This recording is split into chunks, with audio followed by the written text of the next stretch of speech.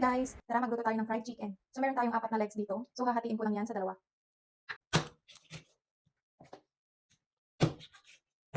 So timplahan na natin. Lagyan natin ng patis. Ayan, nilagyan ko din siya ng crispy fry. Lagyan din natin ng cornstarch. So ayan, kapag ganito na yung texture niya, ayan, parang malagkit-lagkit na siya, pwede na yan. I-marinate muna natin siya ng 30 minutes para mas kumapit yung timpla na nilagay natin. Mas malasa. So, i-coat na natin yung chicken. Bali pala naglagay ako ng asin tsaka paminta dyan sa harina. Ayan. Okay na yan. Na-coat ko na lahat. Gawa naman tayo ng gravy. Ayan. Maglagay tayo ng butter. Lagyan din natin ng harina. And then, halo-haluin lang natin. Maglagay tayo ng tubig. Lagyan natin ng chicken cubes.